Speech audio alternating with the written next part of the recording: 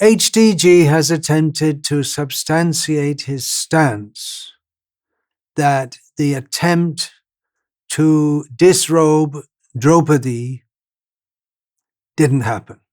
However, according to our worshipable Acharya, Srila Madhvacharya, the attempt to disrobe Draupadi and the saving by Krishna did take place.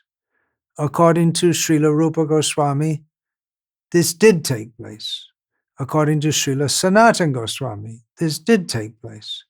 According to Srila Jiva Goswami, this did take place. According to Srila Vallabhacharya, this did take place. According to Srila Vrindavan Das Thakur, this did take place. According to Srila Haridas Thakur, this did take place.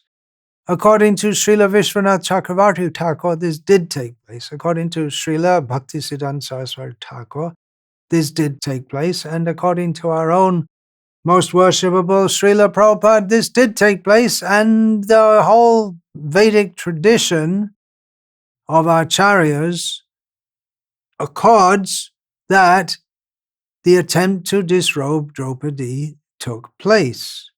However, according to HDG, all these acharyas got it wrong, and he got it right.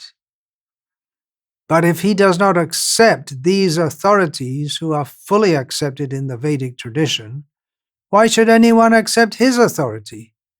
This is the main issue, and although HDG has given his reasoning supposedly based on Shastra and academic ability, why should we think that he understands Shastra better than all these authorities, which is implicit in his stance?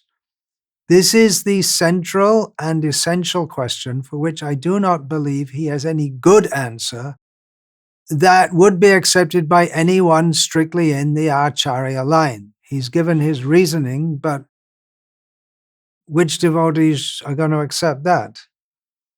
I might address other points in future talks, but this point in itself is sufficient to convince me that his whole outlook is seriously wrong.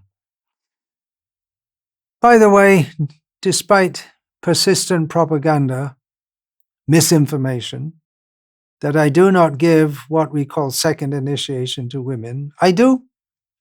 I never stop doing so. It's somewhat adjusted to the way Srila Prabhupada gave, and I understand that would seem controversial, but I'm confident that thoughtful devotees, if they actually tried to understand my reasoning behind it, will accept it as at least plausible. For a detailed discussion of my policy regarding Brahminical initiation, please see the link posted below this video. Thank you and Hare Krishna.